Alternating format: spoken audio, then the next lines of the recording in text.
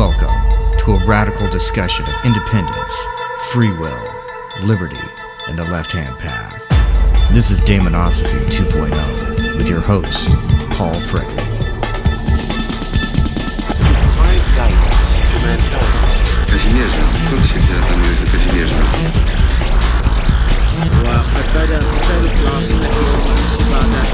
No vision can grasp.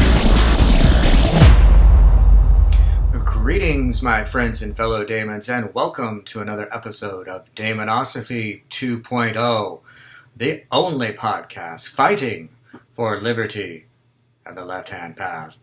This episode, I'm super excited to present to you a very special guest, Mr. Diabolus Rex. Now, if you don't know who that is, a few months ago, when I was at the Flambeau Noir event in Portland, Oregon, I went to the Lovecraft's bar there, and I saw Diabolus Rex there, and I said, hey, I recognized him right away. He has a very distinguished presence, a very unforgettable appearance. So I went up and introduced myself, and we started talking, and let me tell you, we talked about black magic, we talked about Satanism, we talked about the left-hand path, we talked about Wilhelm Reich and orgone theory. We talked about the ancient Egyptians, the ancient Persians, and Germania, and all points in between. So I was super excited when he expressed that he would be interested in doing the show here so that we might have the opportunity to share with you some of the intensity of that discussion which took place there at Lovecraft's.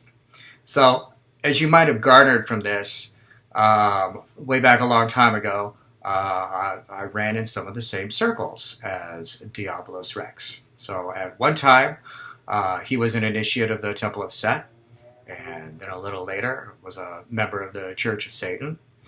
But currently, he is the independent founder and magus of the Chaos Imperium. It's a black magical order exploiting technological sorcery in an effort to further the order's aeonic concept of meta-chaos. He's also the founder and lead engineer for Black Sun Occult Engineering and Design, which is a military-grade skunkworks for the development and creation of advanced magical devices and theories utilized by the members of the Chaos Imperium. And again, the Chaos Imperium is a closed order dedicated to furthering the hyper-refinement of self in defiance of all other forms of energy or matter and the demiurgic laws which govern them. All values that I can very much identify with. So, without any further ado, I will allow you to hear him explain it in his own words, and therefore I present to you now, Mr. Diabolus Rex. So, man, I gotta say, it's such a pleasure having you on the show, Rex. Like I told you before, I've seen your work for so many years, and it was just such a bizarre and magical experience bumping into you at that Lovecraft's bar in Portland.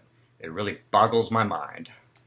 Thanks. Your introduction makes it sound so much more Sith Star Wars than it probably really is. But yeah, I appreciate it. Yeah. So, one thing I ask everyone when they come on the show, this is the quintessential basic question from which everything else flows. How did you find the left-hand path? Well, you have to go back to the 60s, and my parents, principally, who were very interested in magic and witchcraft and anything oriented around the devil at that time. That was the zeitgeist of a rebirth of a manifestation of Satan in America, and so they discovered the Satanic Bible at that time, and it found its way into the house, and I was very, very curious about anything that had to do with monsters or demons or anything that was, I just had a natural affinity for that type of thing. So when the Satanic Bible found its way into our home, I read it best I could that time, and that's when I made the decision that, well, this is what I am. This is going to direct the rest of my world and my path for the rest of my life, and it has. So I resonate with a lot of that. I had similar experience. So you said your parents brought it in? Well, you have to understand that book was fairly easy to obtain at that time. It was it was a piece of propaganda as far as the Church of Satan was concerned, and so it was out there. And my parents were curious about anything that was unusual and different. I mean, they experimented with mind-altering drugs, and this is just one more thing to like try and find out, what's life all about? What is this? Mm-hmm. It may have been driven by something far more primitive, like, how much better can I feel than I feel right now? And so they had an interest in that. That wasn't what it was for me. For me, it was like, anything unusual and different. At the time, there was Mattel had created a toy called it was a Monster Maker kit. I don't know if you remember this, or you could actually go online and look this up. There was a monster making kit. You put in a coagulant, which was kind of a rubberish compound. Yeah. I remember. Right, and then through heat, over time, you could actually create some type of, positive of the negative of the mold, and you can pull it out, and you got a shrunken head or a skeleton or, some kind of weird bug. And, from that, it was anything. It was science fiction. It was Outer Limits. It was, horror theater, Saturday evening Fright Night. I mean, all these things were of great fascination to me. And it wasn't something I was coordinated to because, my parents wanted me to watch it. I mean, these were things I just naturally gravitated to. So it has stuck with me forever, but it became much more philosophical as time went by and became less oriented toward just shock value and things you would see. It was like much more internal. Yeah, so I feel that when I came across that book, the Satanic Bible, one of the things that stood out about it, as opposed to all the other morass of like occultish and New Age type literature, I was going through a period of my life where I'm trying to, check out all these things and trying to learn about stuff. And this was the first book that I encountered that really had an ethos behind it, and in addition to that, it was the first thing I ever read that just really just described how magic works in just real basic terms to where you can like understand the mechanics behind it.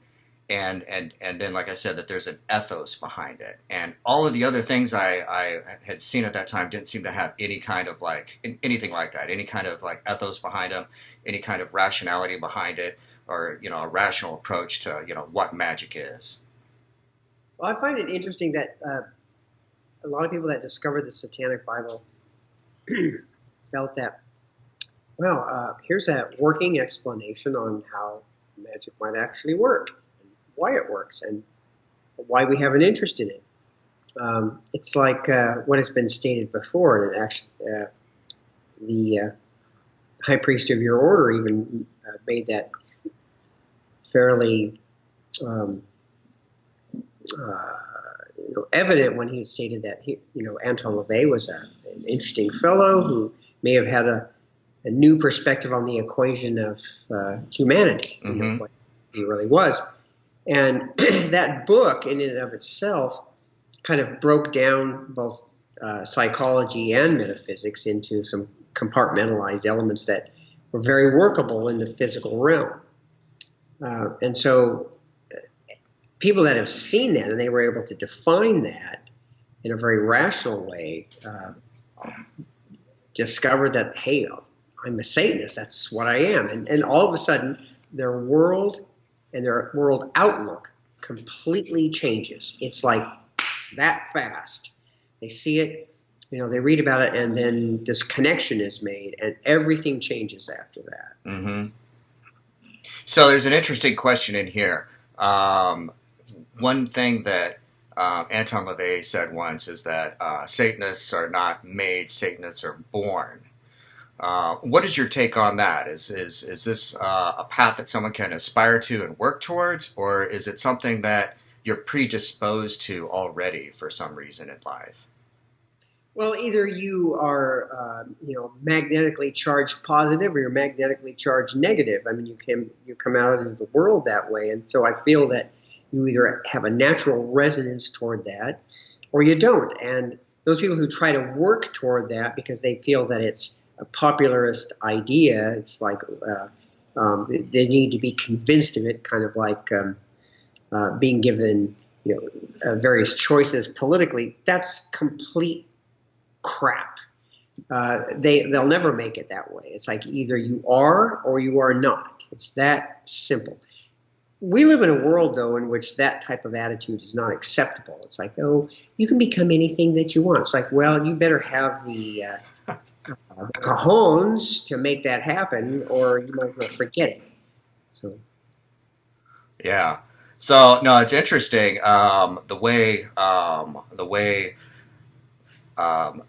mankind seems to be evolving right now. It seems to be becoming more and more polarized between the people that have, something, that have like that spark, and the people that, like you said, well, you can be whatever you want. And they all just, even though there's this idea there that you can be whatever you want, the reality is like no one really knows what to be. Well, that sounds like a slogan for the Marines. I don't accept that. But I think I hold that you resonate to certain elements naturally. You just gravitate toward them, and they connect with you in a very realistic way. And you can't bend that to try and make it fit. I mean, the online occult community is an amazing example of that manifestation of degeneracy, and in which they attempt to make connections between things that just don't fit. So they change the definitions in an attempt to make them fit. Well, that just shows your lack of personal internal cohesion and your misunderstanding of the way in which the universe actually works. You obviously have never researched what a thought is and how that works, or you just don't think that's important because, I can just accept things, as I want because I make my own reality. Well, that's just not how reality works, unfortunately. There's too much evidence to support stronger positions. But, it's not up to us, Paul, to educate people like that, really. They should be allowed to descend into madness and self-destruction. That's the best thing that can happen, is to allow them to choose their own demise, even unwittingly, and let it take place. Right. So this is reminding me of some things that I read recently from Aleister Crowley in his one of his introductions to the Book of the Law, where he was going on this scathing critique of fascism and communism and all these political movements from his time period that he thought were deleterious, and how there's this huge morass of humanity that really is just doomed to kind of just destroy itself, basically, sort of cannibalize itself eventually, and that they should be allowed to do that. Everyone should be allowed to do as they want, because everyone has a free will, and if it's their will to cannibalize and destroy themselves, then so be it. I agree. I think that people should be allowed to kill themselves. Mass profusion. Far be it from me to attempt to stop you from your self-annihilation. You should be allowed to have that. As far as Crowley was concerned, he had it right so close, so many times to the left-hand path, and then lost it. Yeah. That wasn't his purpose anyway. His purpose wasn't to bring the position of the left-hand path into the modern world. That became the doom and and work of another magus. So Crowley should be appreciated for what he actually did by laying the foundation of the trapezoid in a very strong way for the next position to be built up on. So he's worthy in that sense. But the majority of his constituency, it's like he said so many different things in his time that so many different things can now evolve from that. So it's like you have to dig through and find the core, and it's like, well, this is a great thing here, and I can appreciate that. But the mainstream of where that's going right now, it's hard to see, how it's really helping things. Dr. LeVay called him a great maze maker. No, that's good. Or a reflection of Harware from the Book of Coming Forth by Night, of the confused and fitful presence. Well, it seems like he's reared his head, even more so in the modern world, and there's been this divergent position between the position of the Setian consciousness versus what's going on with Harware, which is a descent into madness. And again, it's like the gods actually, devolving and splitting itself in half. I think that the real perversion here was saying that they were part and parcel of the same thing, because they're definitely distinct entities at this point. Yeah. Wow, how did we get into Crowley? Hey, speaking of technology, tell me about the Ragnarok Engine. What do you want to know? Well, what is it? I've seen some pictures of it. I've heard stuff. I know that it's like really, really big. It's made of metal. It involves some very unique sort of trapezoidal geometry. I think there may be some pentagrams involved. There may be some huge energy things going on. The Ragnarok Engine is a creation of a group called the Black Sun Occult Engineering and Design firm, of which I am part of, and that's made up of other people who are very interested in developing unusual technology. I own the Ragnarok Engine myself because it was my interests monetarily that helped put it together. But it exploits aspects of physics, quantum physics, and acausal metaphysics. The Ragnarok Engine is an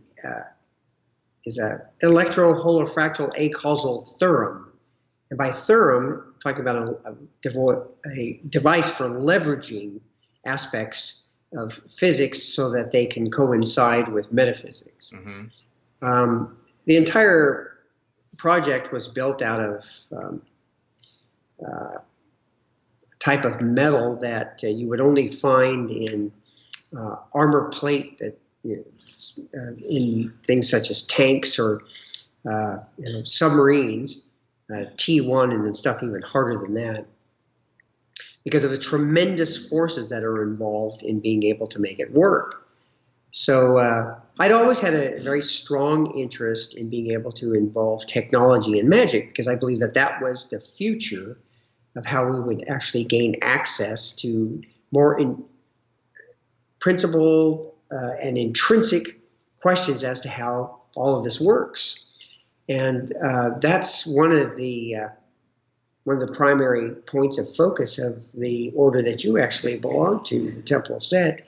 The order of the trapezoid was all oriented around how can we use technology to, force physical reality to a greater degree to match that which we see internally.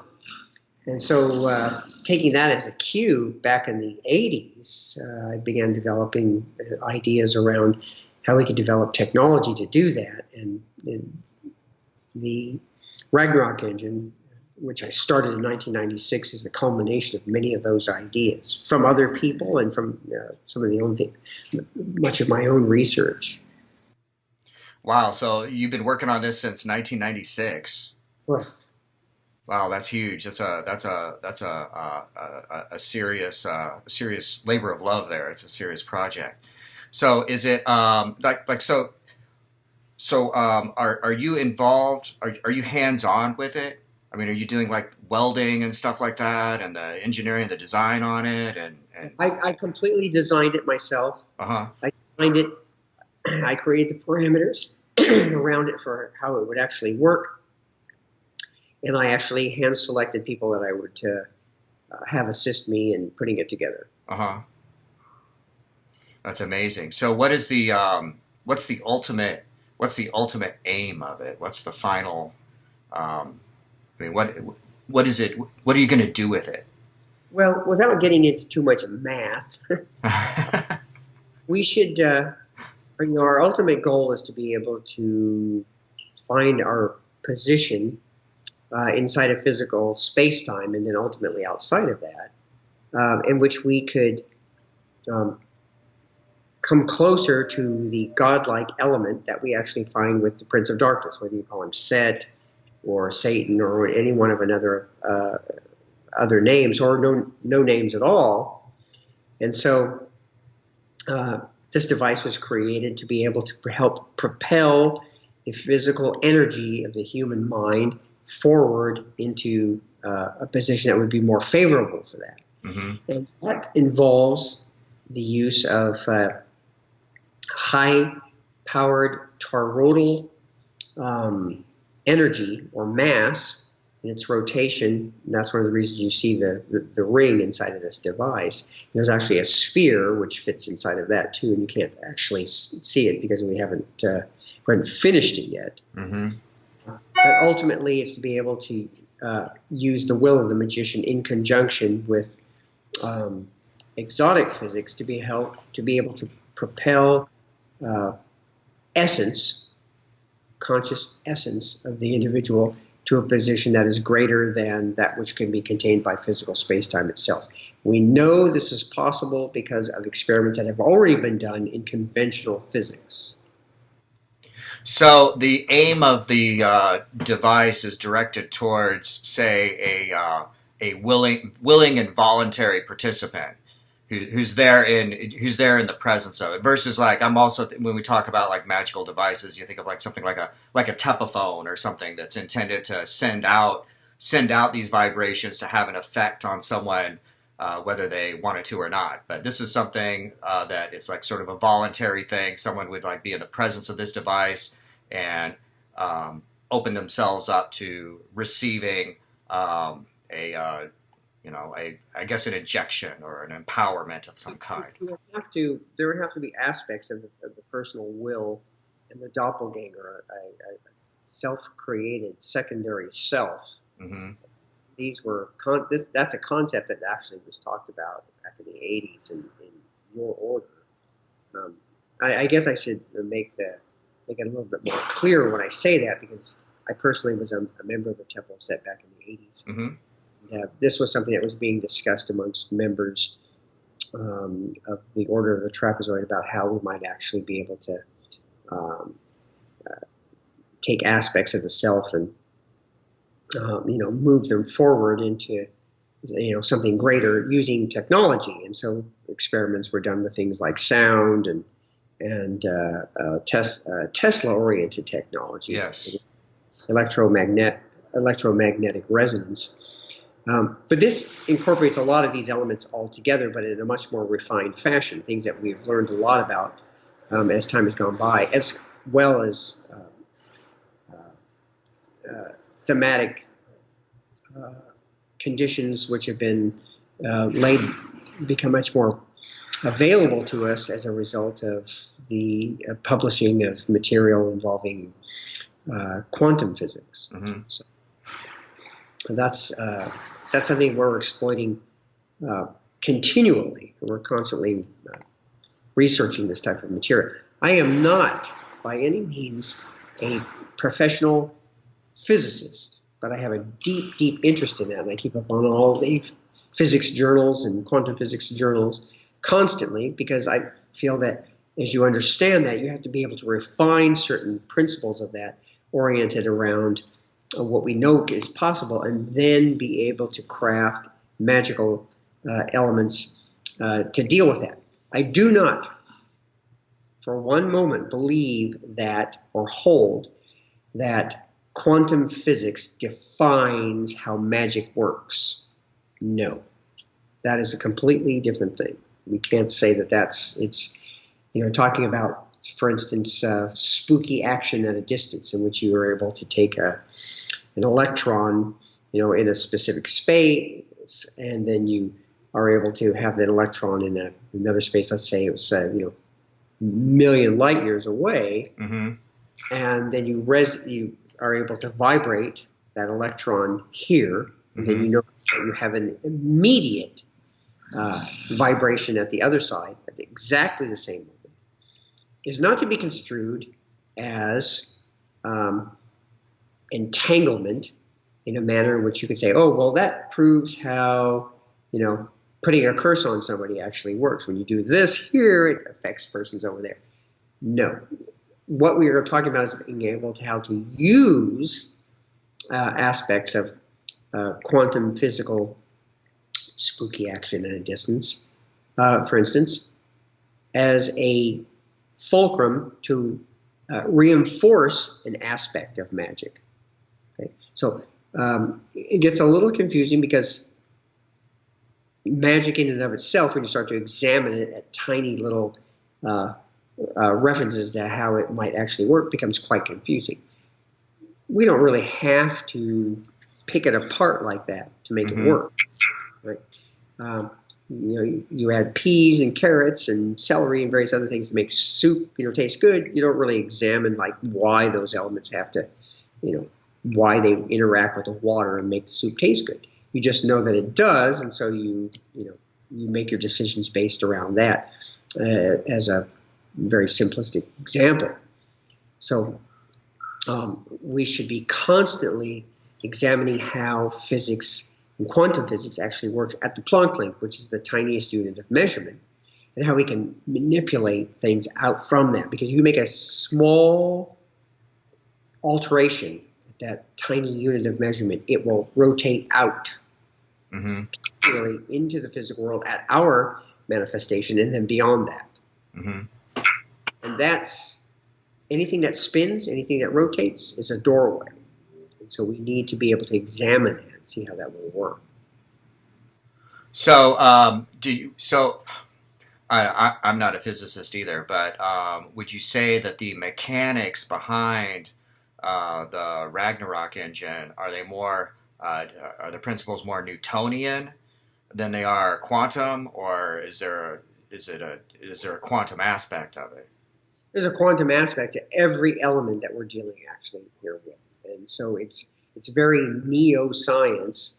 Actually, the combination between what's being done here in acausal metaphysics, or acausal physics, which is what I call it, and how it actually affects physical reality is new. And they haven't seen this really before. I mean, people have talked about it in how it might actually work in a ritual chamber and stuff, but we have to have a way to actually test it. And a device, Ragnarok Engine, is something we can use to actually test it, because it involves toroidal physics and elements that involve photonic energy and the creation of a singularity, and the implementation of will as part of the experiment. Will and consciousness.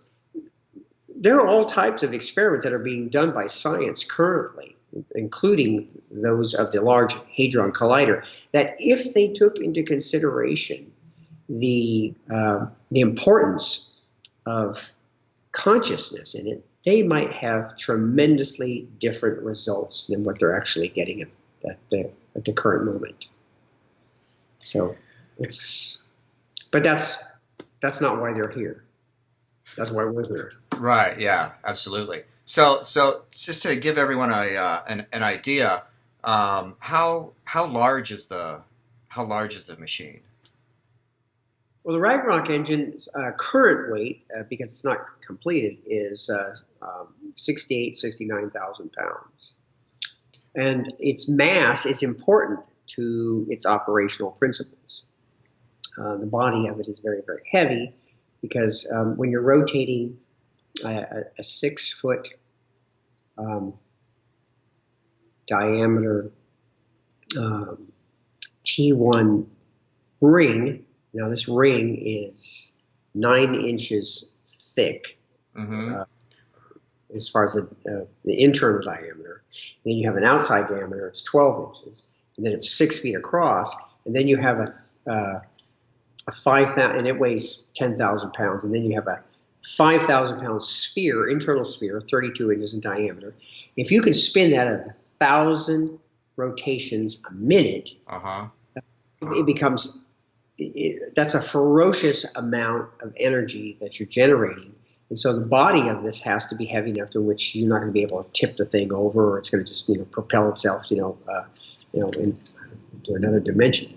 So yeah, the body of it has to be really heavy, but it's divided into 3 specific sections of operation. We have an alpha chamber, a gamma chamber, and then an omega chamber. And 2 chambers create positive electrical charge, negative electrical charge, and then a recombination charge on the inside.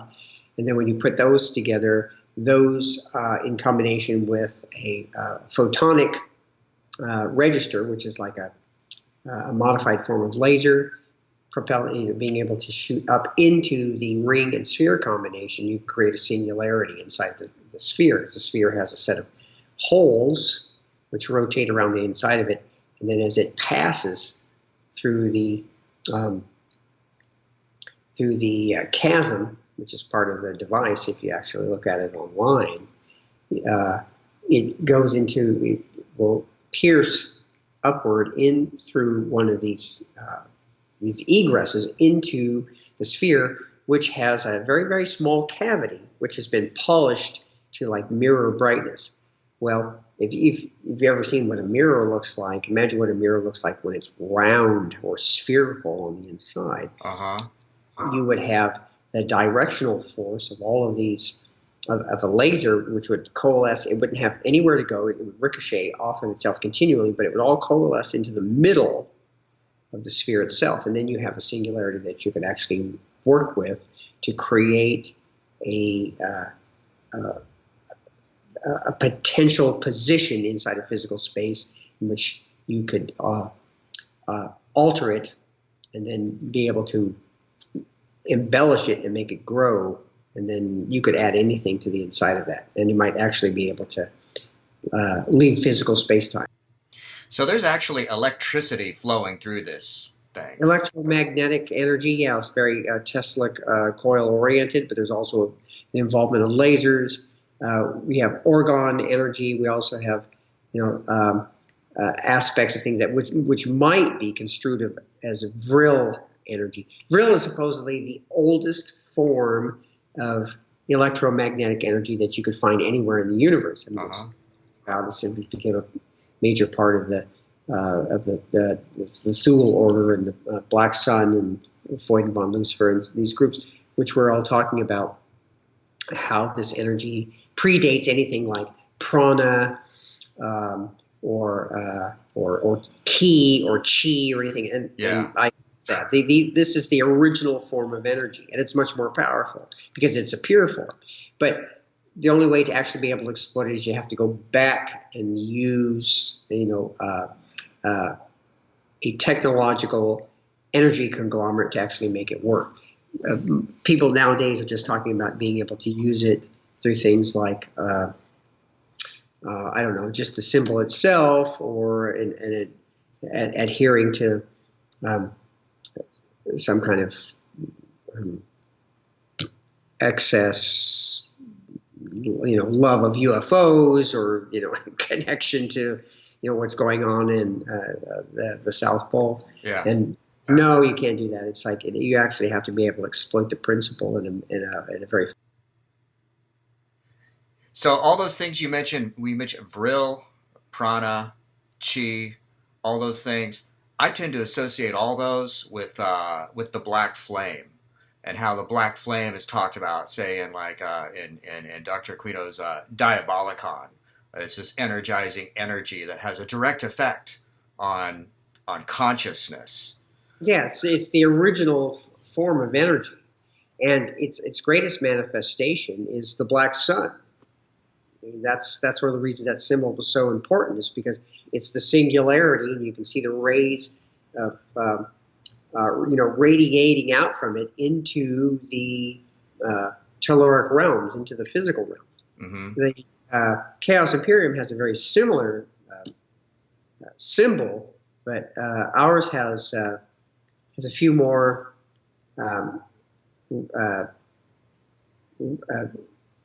rays of energy that you actually see from it. It has 16 sig runes instead of like the normal 12 or 8 or whatnot, because it represents both the members of the order and the energy that they actually command.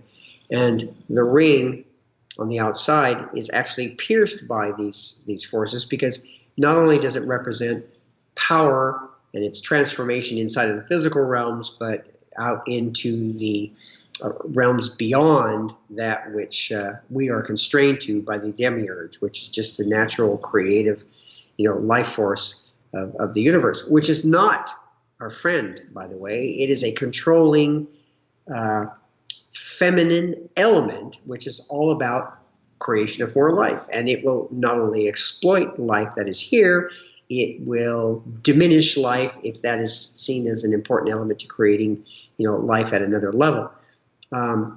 So we have to escape that. We have to move beyond the demiurgic, law of the universe.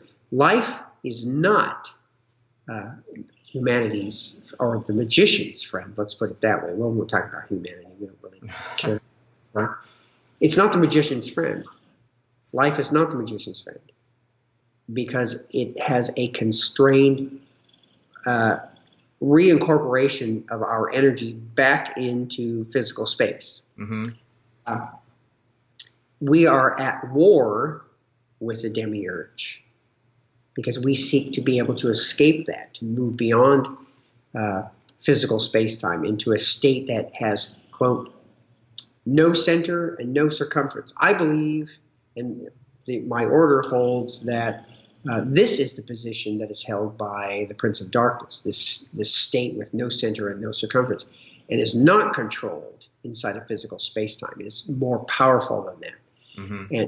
But we can't really talk about it, Paul, because the architecture of the human brain at this point doesn't allow us to actually, use words or math or anything other form of symbol to give meaning to what's happening there. All we can do is work toward making that happen, and then when it does, we either continue on in that form, or we can send an avatar back into physical space to do whatever.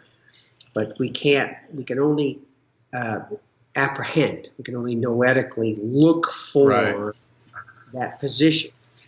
And so that's what the word meta-chaos, the English word meta-chaos, is, that position which is beyond chaos, which is the physical universe, to this superposition outside of physical.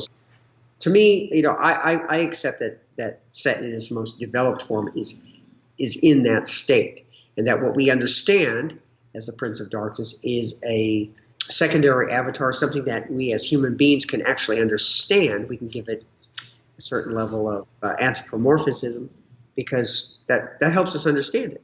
Right. We can use words, we can use formula, we can describe things in certain ways, we can actually measure elements of it, but its most powerful, its most realistic form, its authentic form, is actually outside of that.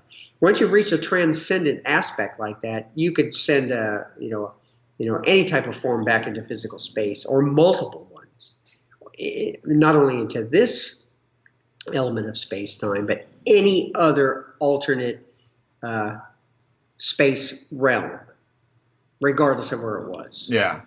In other words, any alternate universe. Yeah. And we have to, we can't really perceive this thing, and I grok what you're saying as far as like noesis. but we can kind of work in the direction of it. And when you mentioned the demiurge, I'm thinking in terms of this also sort of encompasses the idea of of cosmic inertia, right? It's like the magnetism of the natural order, which seeks to draw everything, like you said, draw everything back into it. And so we kind of get a clue. We realize that we have to struggle against that to exist. Even in an ordinary sense, we struggle against it. Even to like live here, like as just a semi-conscious being, I have to struggle against nature to be here.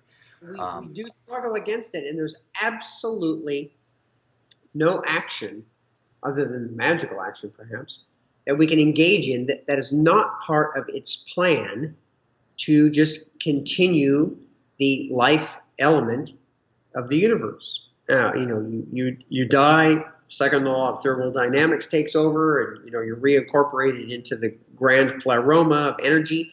Your sense of distinction has been completely obliterated. You don't know who you are. There's none of that. That's why people who talk about becoming one with the universe, or reincorporating with reaching nirvana, etc. It's like, if you lose your sense of self, well, guess what? There's nothing there to know that it's actually reached that state. So anybody that's preaching that actually doesn't understand how life in and of itself actually works. That's why when you see people who supposedly claim to be left-hand paths talking about the virtues of Buddhism, mm-hmm. are complete idiots, because they believe that it's like, well, if I can embrace the void, I'm involved in void worship, and I can become part of that, and I can reach this specific state, and I will be one with all. It's like, you're not even going to know that's happened, because there's not going to be any essential you. It's gone. Mm-hmm. The only thing that's left over is that energy. Mm-hmm. That's why these people, like I said, should be hauled out into the street and shot. So, because they're not contributing to magical knowledge. They're just confusing the issue. Right. Whereas the position of the authentic practitioner of the left-hand path is to hyper refine the sense of self so greatly and so with such strength that the physical cosmos can't contain it. Mm-hmm. The demiurge is completely thwarted, and we can actually physically leave space-time. We don't have any way of explaining what that would be like, or what would be outside of that. We just know that, to me, is true spirituality, mm-hmm. true and authentic transcendence. Anything that happens inside of here that people talk about, spirituality, I had this happen and I had that happen, and they can explain it. That's an altered state of consciousness. I'll accept that, but that's not transcendence, and it's not spiritual. Right. No, it's a hyper individuation, and so one thing that Aristotle talked about in his book on the soul, he talks about how the soul seems that it's always connected with a body of some kind, and you get into this idea that that's like that point of reference that's needed there. So there's something to do with consciousness. And I think this is part of what you see in the book of Coming Forth by Night, when Set talks about creating hardware to define himself. It's creating this other aspect of the self that facilitates the ability of the conscious self to exist beyond, to be able to transcend the inertia of the demiurge or the order, to move forward beyond that, and yet not lose its perspective completely. Not just evaporate into the void, as it were. And to give sideline to that idea, the Italian writer Julius Evola said that there was no action inside of physical space-time, inside of physical reality, that happened that did not have its origins in the unseen, meaning that it came from something greater. It was outside of physical space-time, manifested inside of physical space-time, but actually has to have this ultimate goal of being able to return back into that, and then become even greater. So Yeah, we have to give ourselves definition, per the Aristotelian perspective, that there has to be something in which we can reference each other in a physical.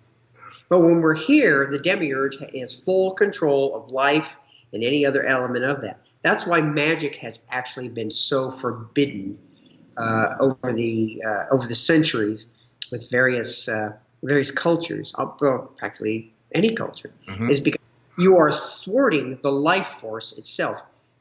The life force can't be looked at as being something sanguine and beautiful and that everybody should follow, because it has rules, and its rules are all about the return of energy. Your distinction is somehow seen as evil.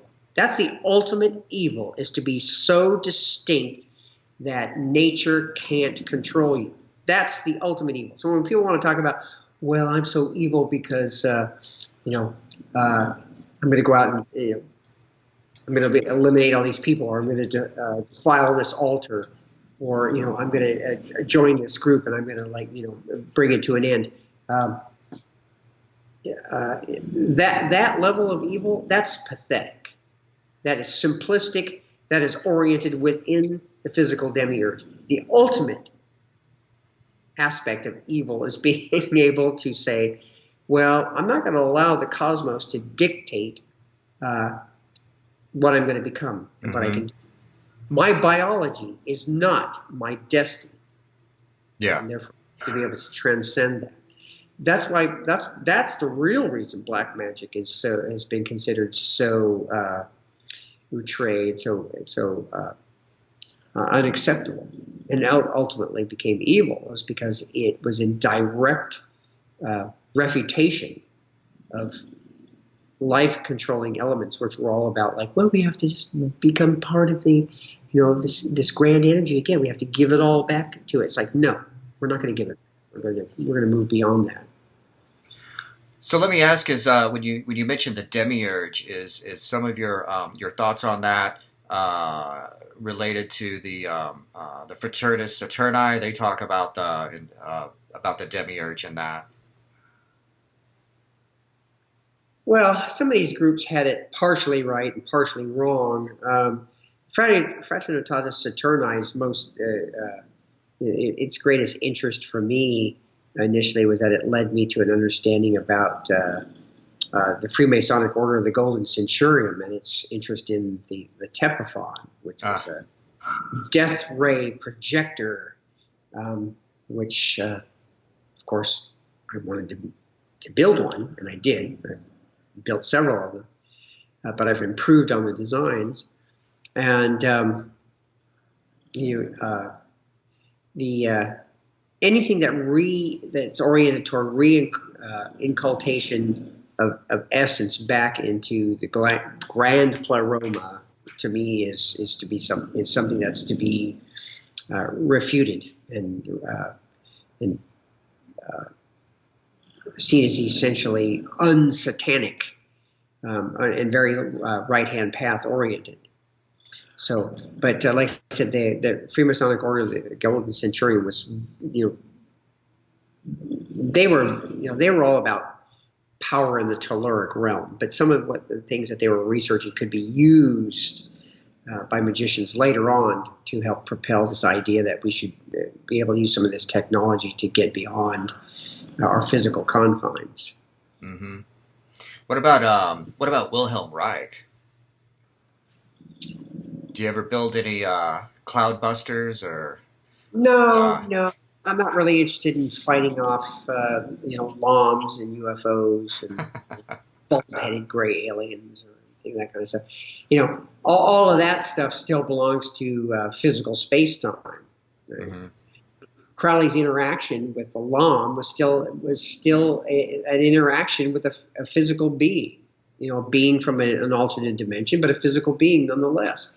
When people talk about their interaction with demons, a lot of times all they're talking about is some, gray aliens, pet monster. Except we have dogs and they have some kind of horrible creature, and we supposedly see that as some kind of demonic form that we should be worshiping. Well, you're an idiot. Go ahead, worship it. You worship somebody else's, protector of their home or their lawn or whatever. So I'm interested in those things which are not easily classifiable. But I am fascinated with being able to research how those things came about, why they came about, at the times that they came about. And a lot of times those things coincide with scientific discoveries in electromagnetism, thermonuclear reaction, and things like what we're doing now with the Large Hadron Collider. If you actually chart scientific discoveries in high energy physics, what's the corresponding element of that? Interaction with alien beings. Okay. I don't believe that that's coincidental. That's fascinating. And so you the thing that's different about your approach to a lot of these things is that you have this hands-on aspect of it. You're actually like building this stuff. So I wanted to ask, do you have a background in like welding or engineering or anything like that to be able to building this huge machine? I have absolutely no background in as a physicist. I subscribe to all the journals, the quantum physics journals. I actually am in contact with people who are physicists themselves or quantum physicists, and I'll present an idea and they'll like, well, we're not really working with that, but if we were going to, that's exactly how we would do it, So sometimes I'm really on the right track with that. Or there will be like, wow, for somebody who's never really studied this kind of thing before, you really think the same way that some of us do. And that's heartening to think that I have a natural affinity to that. I wasn't a great student in school. Math was something that I wasn't really that attuned to, but formula and higher math was something that I was able to really understand because it's symbolistic, right? And the symbolists are symbolic of specific ideas, and that's how symbolism in the occult works. So it was pretty easy to understand. It's weird because as opposed to this like fractions and additions and subtraction. The hands-on is that I was the son of 3 generations of tool and die manufacturers and engineers. My father was an engineer and a researcher for a couple of different companies, and I believe that kind of thing is passed on genetically. So I've tried to exploit that. He was very, very happy in his later years of his life to see where I was actually going with some of this, even though he still saw me as weird or somewhat unacceptable. But that's okay. You're not here to please your parents. You're here to become a unique being. Yeah, absolutely. And what you mentioned about mathematics in school, I was the same way, and I feel a lot of people probably were. I didn't like math in school. It didn't make, I just couldn't wrap my brain around a lot of it. And now, after I got out of school, I started looking into things, the occult sciences, and especially the intelligent, more intelligent infernal geometry and trapezoidal type of things. It's like, wow, now I can actually see a lot of significance in mathematics, and I feel part of it has to do with just the way it's taught through these government-run compulsory education institutions, that it's like taught by people that don't care, and it's all just like abstract, and so you're not motivated because you don't understand what kind of stake you have in it. But it's amazing once you get out into the real world and have the opportunity to start self-educating yourself and start finding teachers, establishing your own, student-teacher relationships. It's amazing what you can find out of some of these things. Well, we all need mentors. Mm-hmm.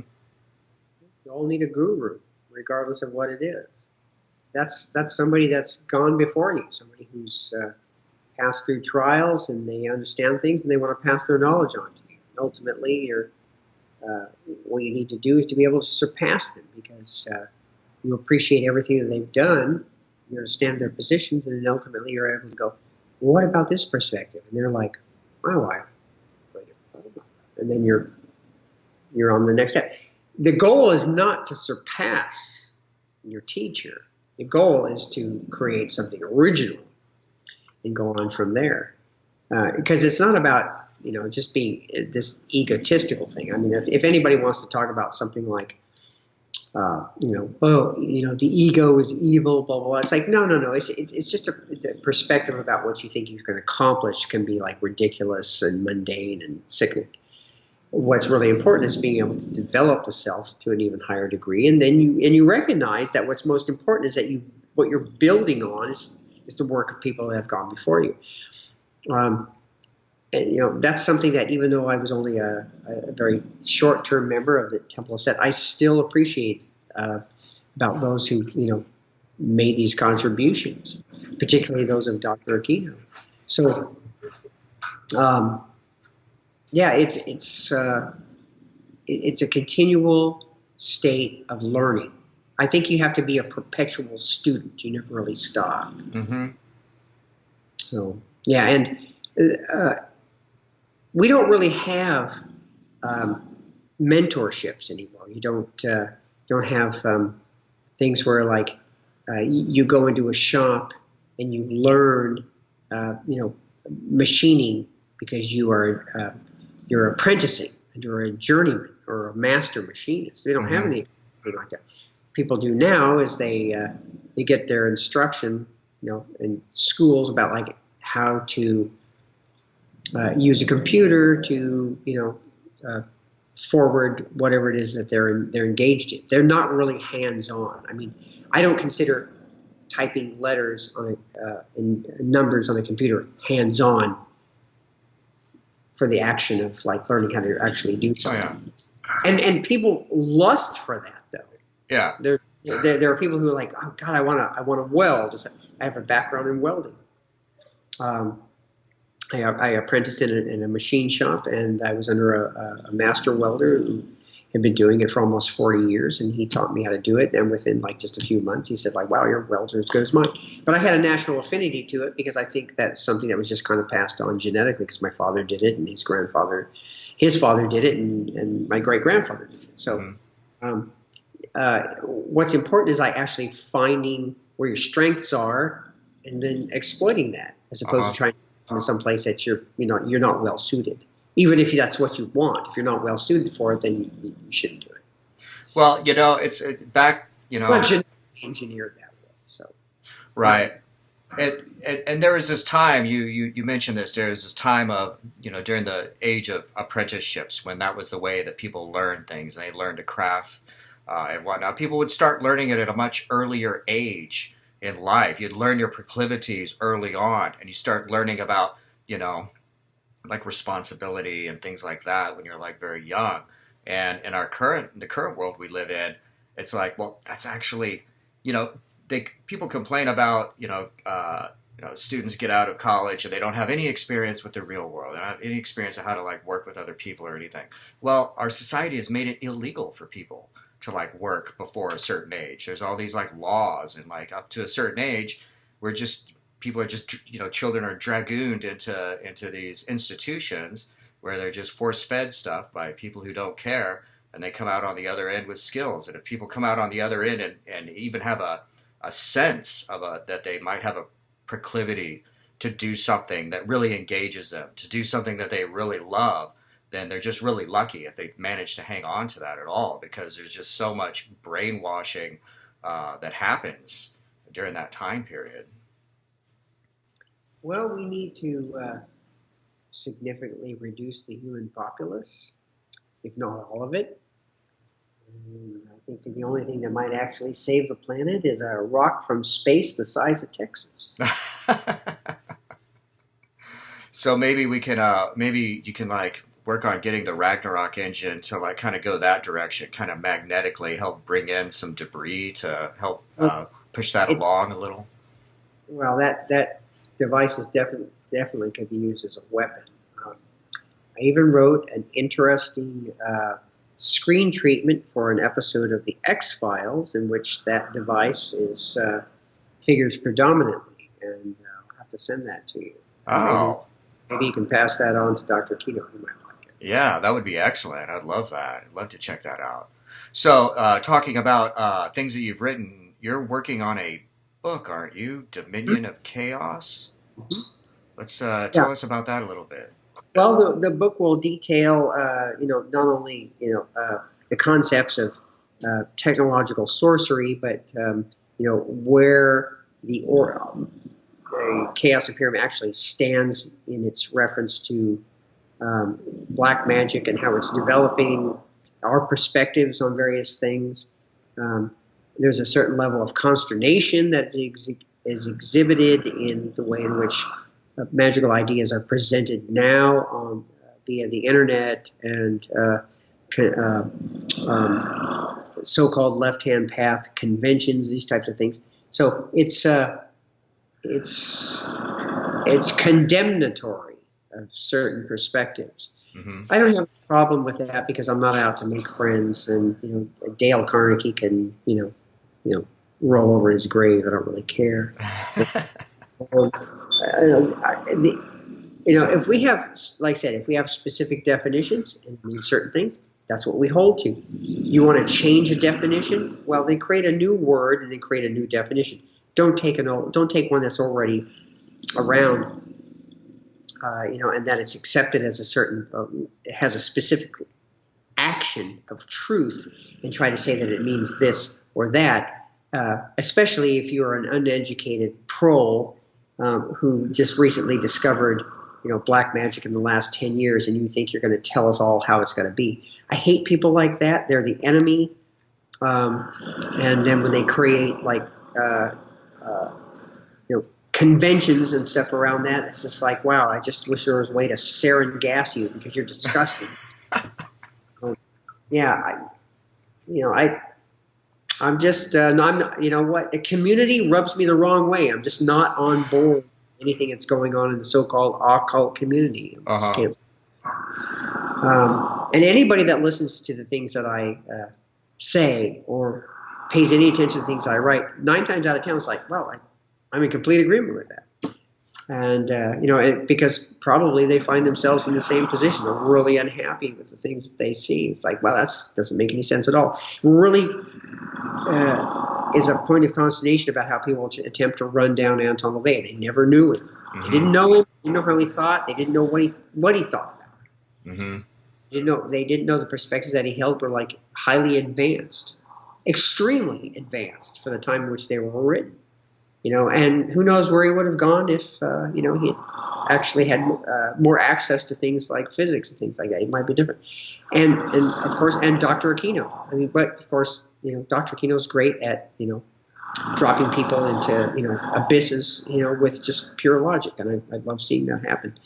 But there needs to be more of that type of thing because there's too many people out there attempting to define left-hand path and Satanism and the position of authentic darkness, and by that I say in a position opposite of the demiurge, in opposition to those forces which would seek to purely control us. Yeah.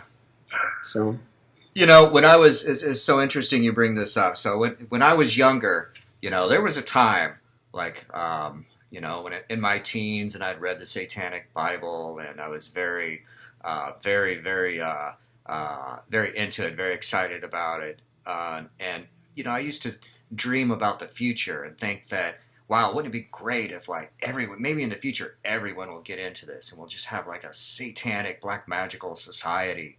And now, now I'm much older, and there's been this weird phenomenon over the last 5 years or so of occultism becoming very popular. And you see this satanic temple is on CNN, and it's it's so out there. And you know what? I think it's horrible. I think it's terrifying because it's so far off. The mainstream of this is so far off from the actual core principles and values of the left-hand path as it was established by people like Anton LaVey and Michael Aquino during that time period, that it's actually like frightening. And I just want to see, geez, how can we, I find myself struggling to try and define myself as being not a part of that whole movement. It's just a very bizarre social phenomenon. Maybe what's really frightening is having to pass one of these people on the street and recognize how disgustingly stupid they are. Mm-hmm.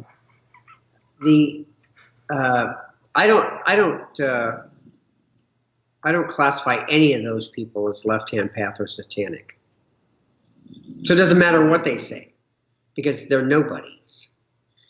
Their perspectives are just the blind leading the blind and self-cleaning ovens, and people will say they'll say whatever they want, and those that will accept that will just pass along into lethargy and forgetfulness, and nobody will ever remember them. So who cares? That's not Satanism. That's not the left-hand path, and it's not black magic. It's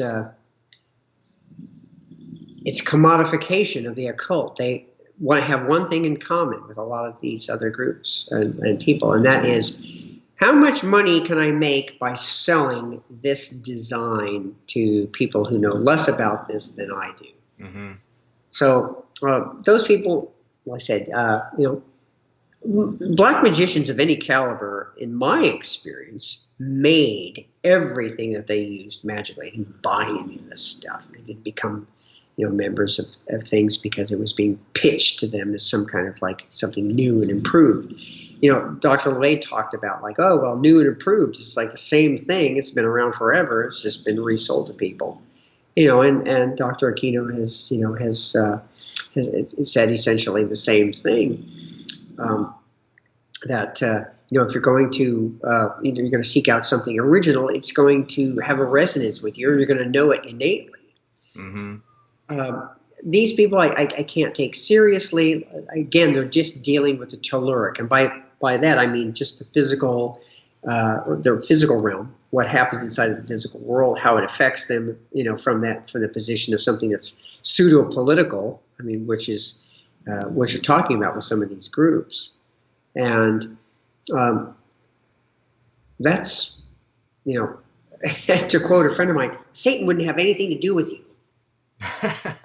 Would touch you with a 10-foot pitchfork because it has nothing to do with what we're doing. So, that's why you have the opportunity when you're questioned by a media outlet, whether it's television or radio or whatnot, to be able to go, don't pay any attention to this. This is just a modern manifestation of people attempting to, hold on to our coattails and make statements because they're looking for some kind of recognition and aggrandizement, and essentially they're driven venally for the acquisition of something material, and that's not why we're here. That's not why we're defending our position or presenting our position.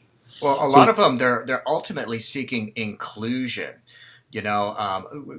Marginalization is such a big thing nowadays, and so some of these people have caught on to the fact that Satanism is a minority religion and they're marginalized, so we can go out and campaign for more inclusion into the greater society. We should be included with everything, and it's wow, you just completely fail to grasp the whole concept of left-hand path and black magical initiation, and that it is the opposite of inclusion. It's an effort to seek a greater exclusion. I don't want to be included in the machine, in the inertia, in the demiurge, as you say. I don't want to be included in it. That's going to happen naturally anyhow. If I just do nothing, that will happen. The struggle is to be excluded from it, to rise above it.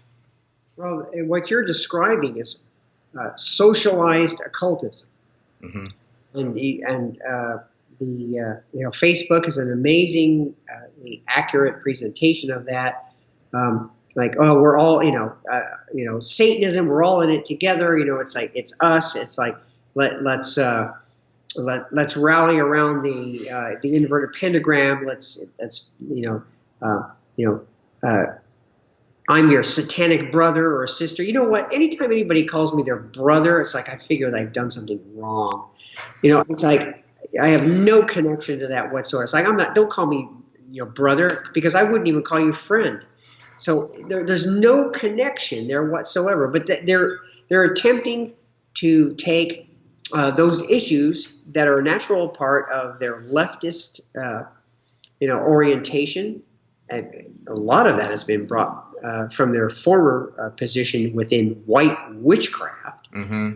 They attempt to inculcate it into black magic, because they decided they wanted to, get involved in that, because they recognize power. At least they're smart enough to recognize power when they see it. And so their perspective becomes exactly the same, except they just change the names of the beings involved. Mm-hmm. They wear a black robe instead of a white one. They start worshiping Hecate, and instead of Isis. And it's like, you know what? You people are deserving of,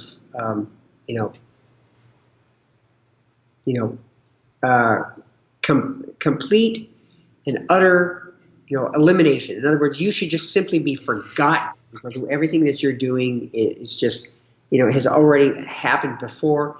It's part of a political agenda, this whole idea of inclusion. They see Satan as this kind of, rebel hero who will advance the idea of, leftist issues, whether it's homosexuality or lesbianism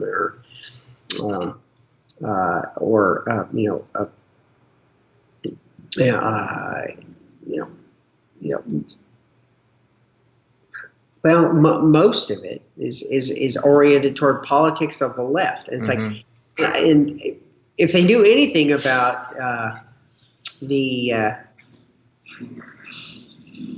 about the devil and some of his earlier incarnations, he was much more oriented to our fascist perspective. Mm-hmm. And so, I rode a tank and held a general's rank when the Blitzkrieg raid and the bodies stank. Right. But I also who killed the Kennedys?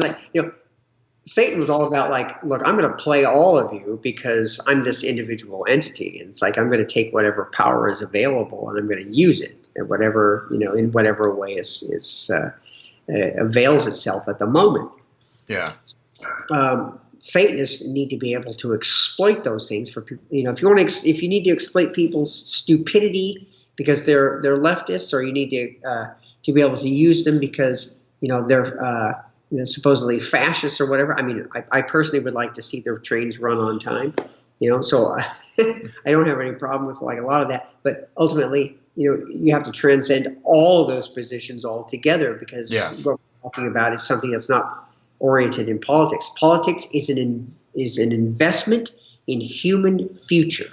Mm-hmm. And I'm only going to speak for myself. I'm not interested in human future. Mm-hmm. I'm not interested in human culture or human race or anything else that defines various differentiations of what it means to be human. I'm all about the transcending of the human condition altogether. That's what some of this is about. It's about attempting to at least physically symbolize a movement beyond that. So those are the things that I'm searching for. And the Ragnarok Engine and the transformation of the self is inimical to how that actually will take place. I find politics, like I said, very exasperating, because it's all about how we're going to move forward into the future, and we're going to move people around and make them acceptable to each other or unacceptable or take over or whatnot. Right. I don't have any interest in that whatsoever.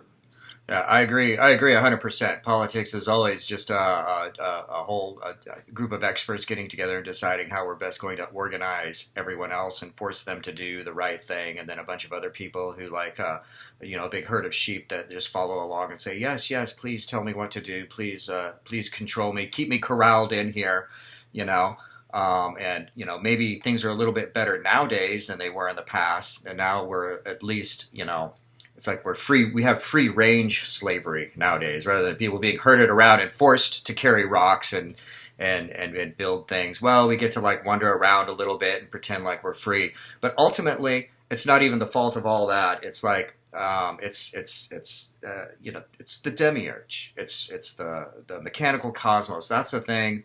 The cosmic inertia. That's what we're ultimately struggling against. And my interests in politics begin and end, as far as the physical realm, with things like maybe a more mundane issue, but to me it's very, very important. And that's like things like animal abuse. Mm-hmm. That's a hot political potato. The way in which people deal with the animal world, in which the greatest Holocaust, as I see it, is how animals are treated in the physical world. The reason I see that as essentially wrong is because I personally believe that animals themselves have the possibility of transcendence and becoming something greater than what they are. And that they should be allowed for that to happen. Mm-hmm. And he's desiring to eat them or torture them or whatnot, torture them before they eat them. Mm-hmm. To me is the horrendous crime against godlike common sense. Mm-hmm. People that do that should be eliminated. Mm-hmm. Whether it's a cultural thing or not, I don't care. I think a culture that they would exploit and torture animals for reasons of food should be completely wiped clean from the face of the earth. I don't care who they are. And I personally don't care who thinks that that's some kind of horrible racist statement. I don't care. Well, I don't think it's racist. Maybe it's speciesist. And anybody that had any kind of conscience or any kind of soul recognized the horrendous position that they were advocating. Well, we have to. It's like, it's cultural. We should at least acknowledge that it's a culture. And it's like no, wrong, no. I don't believe that the Prince of Darkness would in any way sanction that type of thing. I believe this being is so far above that that it might not consider it, but I don't believe that it is immune to what is happening. It must obviously understand the emotion. It must obviously understand the power of being human, and that certain elements of that are going to resonate strongly, and that those emotional elements drive evolution. They do, make no mistake. And that those are important things to consider. And so when people say, well, we should just allow this to happen because, it's part of culture, they've been doing this for thousands of years. I'm like, well, then you need to stop it. Mm-hmm.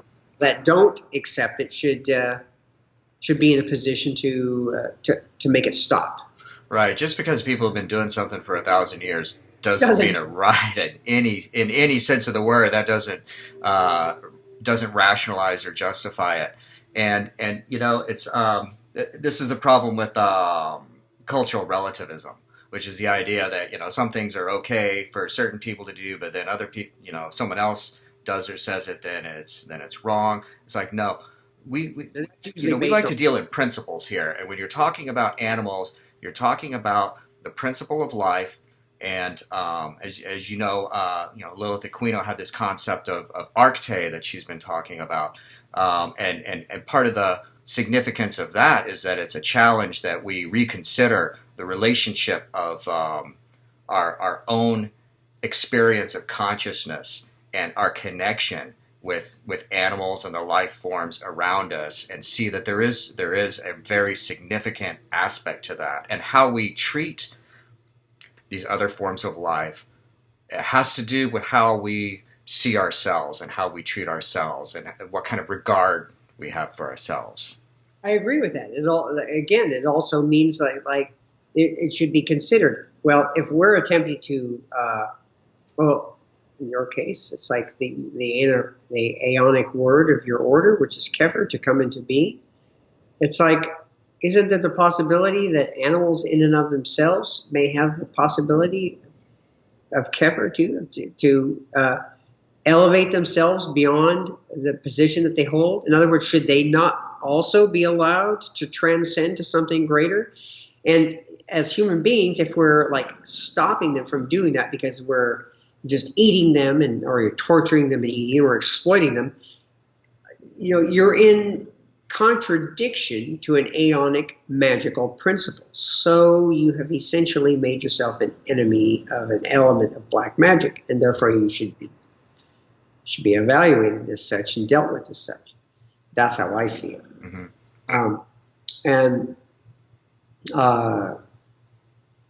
This is something that I think that. Well, I don't think that the average person is going to be able to consider it in the context of metaphysics, but that's something that we have to look at because metaphysics is the most powerful aspect of the action in and of itself. It starts with that, and then we have to physically act on it. So, yeah, it's I don't know. It's we're living in the Kali Yuga. We're living in the ass end of the Kali Yuga. In some places like America, like the Kali Yuga Riviera. So we have to see that this cycle that we're living in, this last final cycle of degeneracy and anti-spiritual perspectives mm-hmm. are going to manifest themselves in the occult world too, and it's going to filter out into not only to the human world but into the animal world itself. I don't believe that in the Kali Yuga, despite the fact that it actually has to play out, that we should just stick our heads in the sand and do nothing. I think that you have to do something at whatever level you possibly can to make things, to change things. Mm-hmm. I believe that animals are intrinsic to the left-hand path and to a satanic perspective, and there's where they should be preserved. So. I agree. So tell us about Hannibal. Oh, my dog, can you hear him snoring in the background? Is that what that is? I thought maybe there was a demon like... I love animals, and I love dogs, and I've had dogs all my life, and I have a particular affinity for Canis pugnacis, which is the original fighting breed dogs. These are the dogs that would choose death over physical life preservation because it was. I once had a discussion with a friend of mine who was talking about predators such as lions and tigers versus things like pit bulls or bulldogs, and he was saying the predators are like the ultimate gladiators. It's like they're the king of the beasts and stuff. And I said, well, actually, you're wrong, and here's why. I said. Get a lion or a tiger, it's like they will fight, as much as they can. It's whatever. Self-preservation is still their highest law. I mean, they'll fight to preserve their children and things like this. Self-preservation is in almost any other context is still at the height of it. They won't push things so far that they'll die over it. Like they'll give up a carcass of an animal that they've killed to a more powerful member of their own pack or something else because it's not worth dying over, mm-hmm. To gain access to this meat, to this sustenance. Whereas Canis pugnacis, like the ancient bulldogs, which were used in the Roman arenas, it was a completely different type of perspective, and we made them like this. It was like, no, it's not about like whether I survive to be able to eat this food. It's all about conquer or die. I can't live with myself if I lose. I must fight to the end. I must fight and win, or must fight and die. So there was much more of almost a samurai ethic to the animal in that context. And the ancient bulldog, which has had its origins in Europe, even though you could chart the trajectory of Canis pugnacis all the way from ancient Asia all the way through the Silk Road into India and Pakistan, and then back into back up into Europe, and then the Europeans took them and they refined them to their current regality as warriors. And then the Romans, when they sacked Britain, took those same dogs back to Rome in iron cages, and they were used to fight lions and tigers and human beings. And according to papyri from that time, they could beat all comers. Wow. So I was very interested in actually having a modern antecedent of such a creature, and so I've surrounded myself with those types of dogs all my life. Since the '80s, during the Satanic Panic, that's when I found out that having a dog like that was actually the best thing, because living in a small town and right, people were ready to pounce on you because they thought you were involved in this or that. Right. Having a dog of that type was better than a pistol. So yeah. Absolutely. Now, are they related to the Rottweiler in any way? No. Okay. The Rottweiler was Canis pugnacis. The word pugnacis comes from the ancient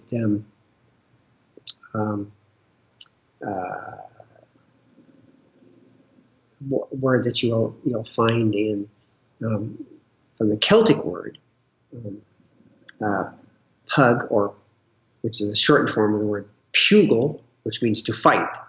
Oh. So Canis pugnacis was fighting dog, or a dog that fights, and they were specifically bred for combat, gladiators. That's all they did. And wow. There are several different breeds that actually came out of Scotland and Ireland that were created and bred specifically for combat activity. That's all they did. Wow. Yeah, and it's interesting because you can chart that to people too. I mean, because you have fisticuffs comes out, principally out of Ireland, Scotland, and Ireland. It's like not martial arts proper in the sense of kung fu or any one of the other disciplines that you might find in Asia, but pugilism and fighting and stuff like that of different types was very, very big in the cultures that of the Scotch Irish, and their dogs were the same way. Mm-hmm.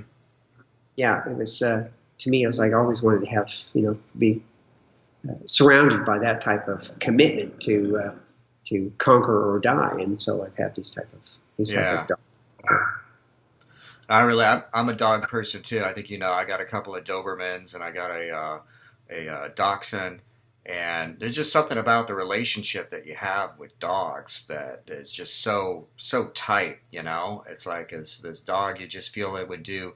They'd do anything for you, and I'd do anything for them. More so than any other animal that we've domesticated, the canine has a symbiotic relationship with humanity. And human evolution with the dog is in excess of 140,000 years. Mm-hmm. That's a long time. Yeah. I mean, on the cosmological scale, it's less than a split second. But as far as our contextual perspective of it, that's a long time. Uh-huh. And we have turned them into what they are as creatures. I mean, we've manipulated every aspect of the wolf. I mean, the wolf has elements of retrieving and combat arts and sense of smell.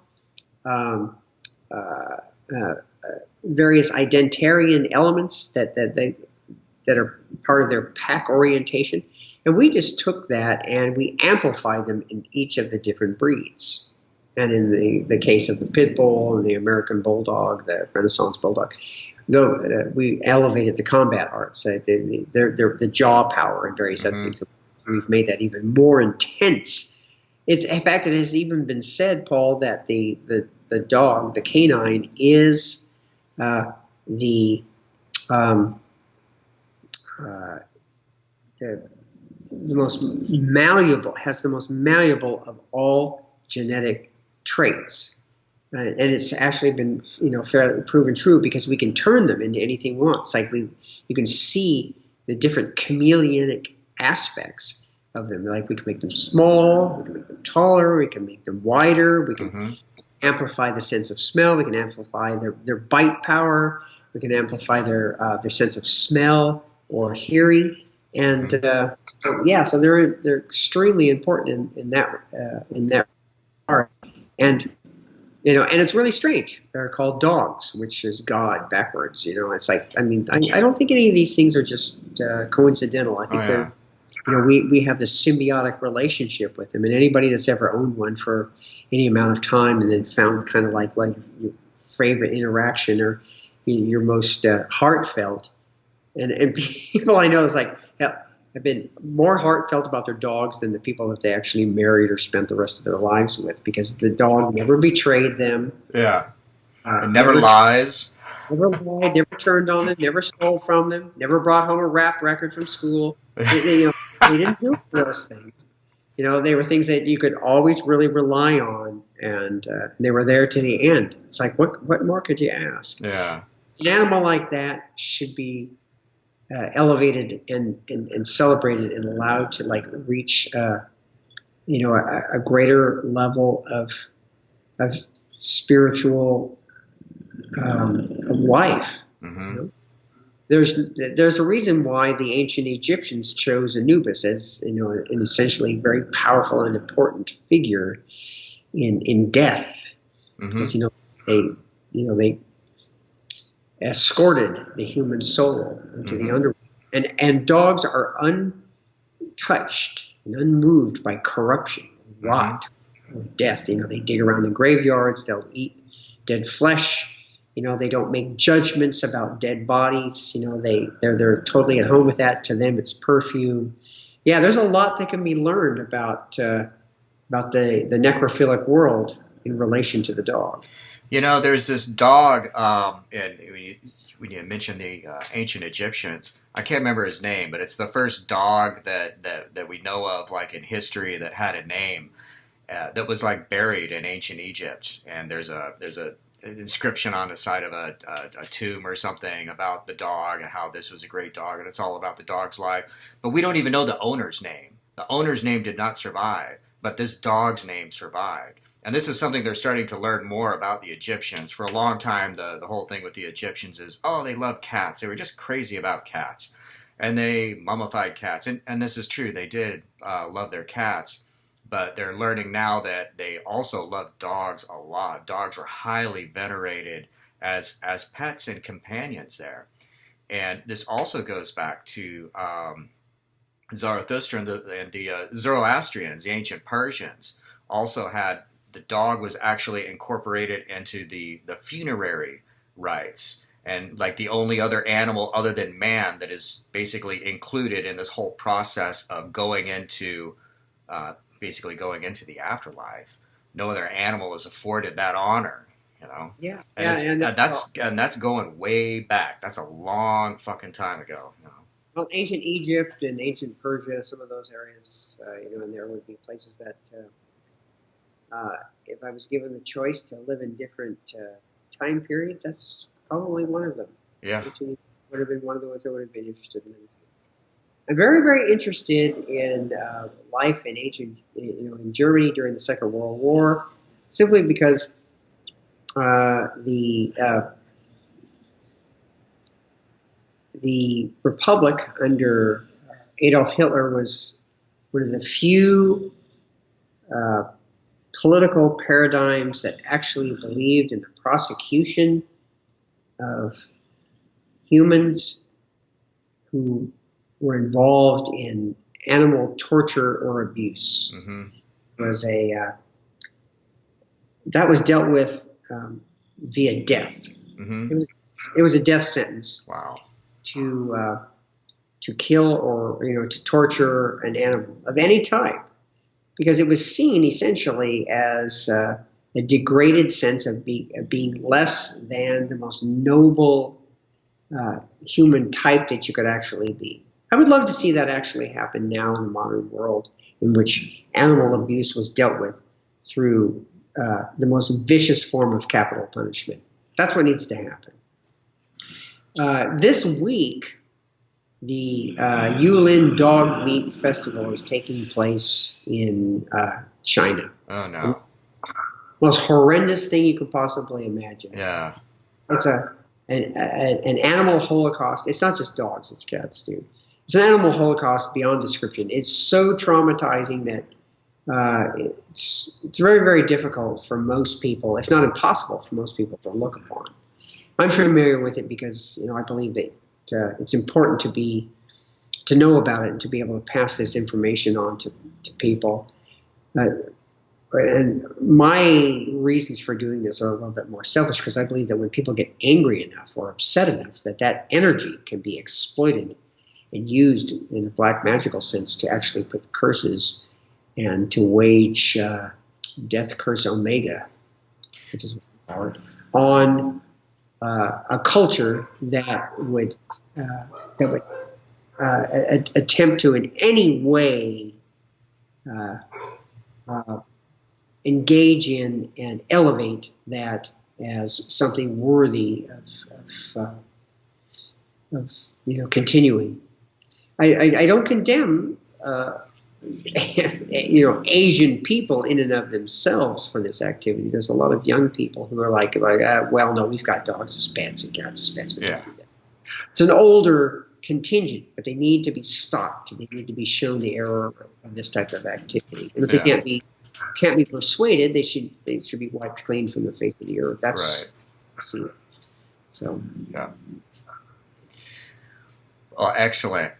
Well, we've talked for a good long time, and we've covered a lot of ground here. Rex, do you have any final thoughts for our listeners?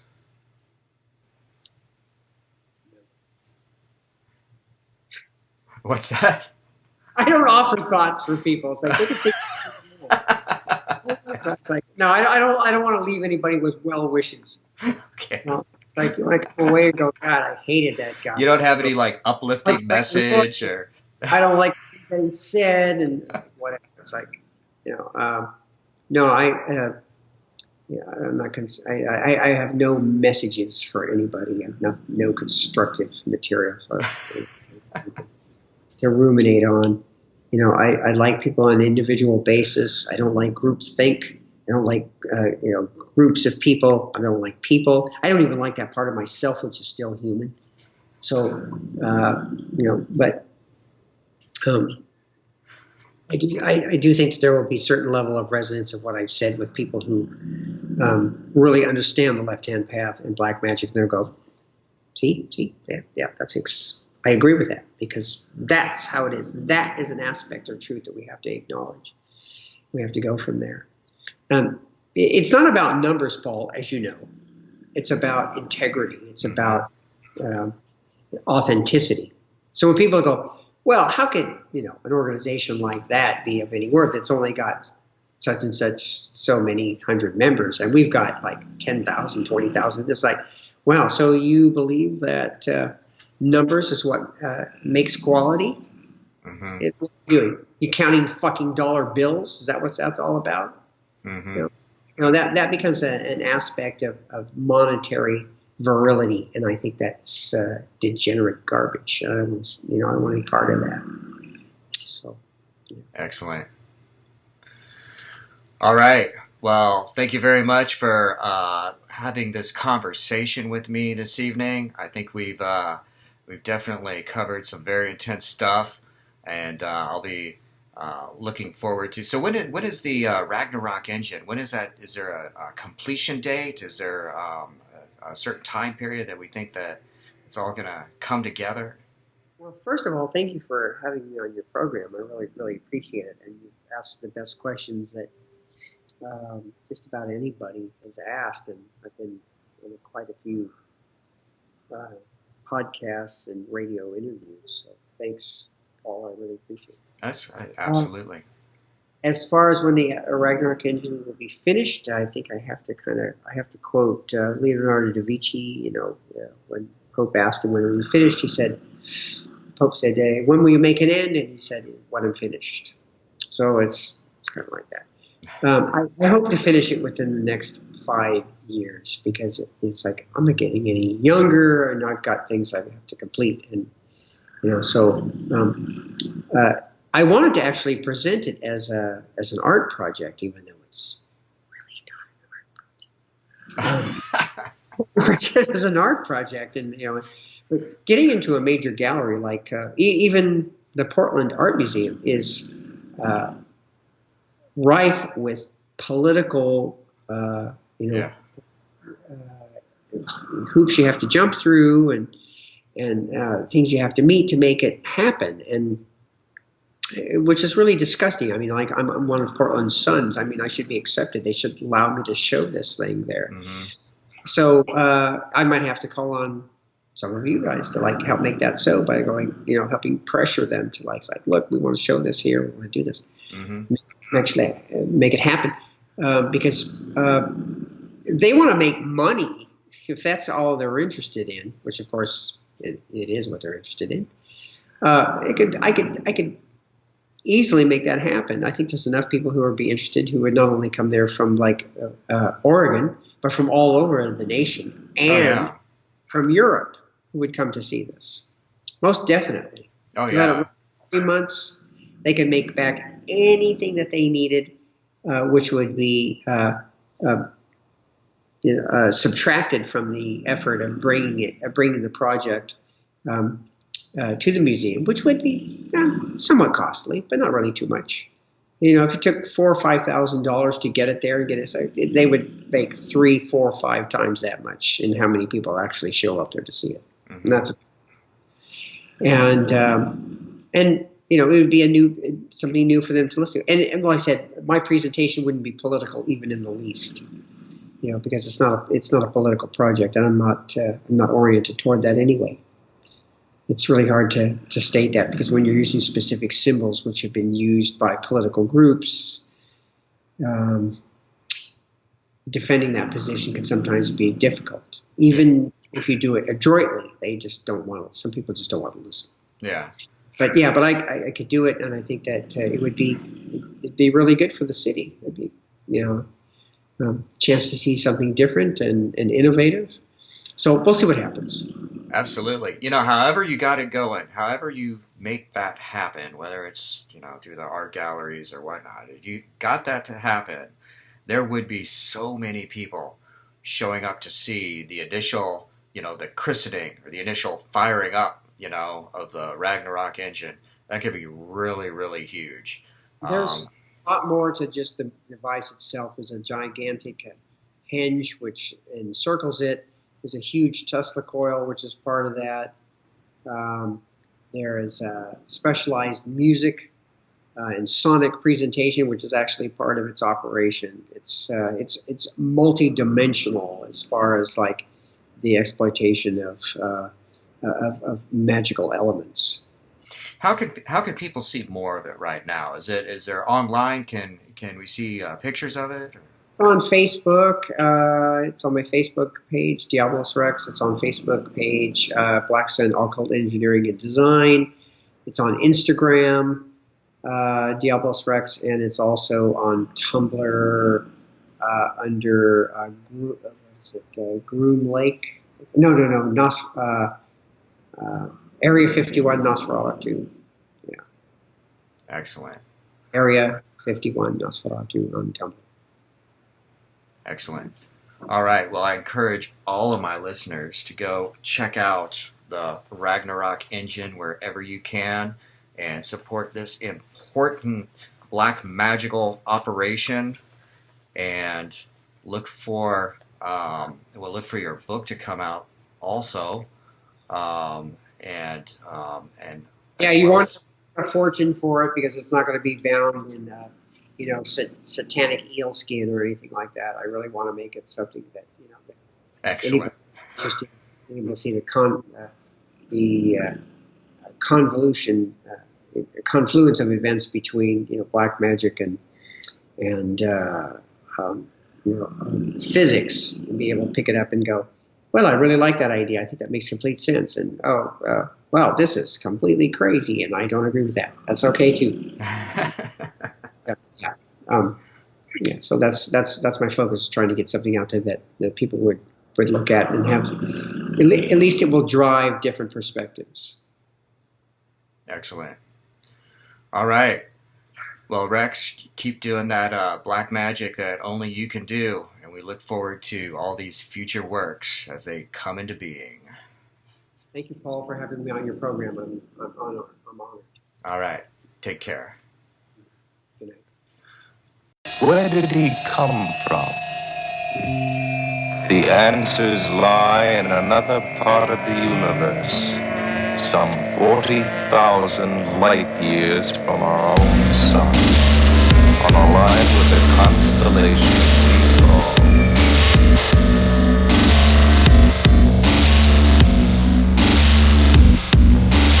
E, the fifth planet out from its sun. E, the fifth planet out from its sun.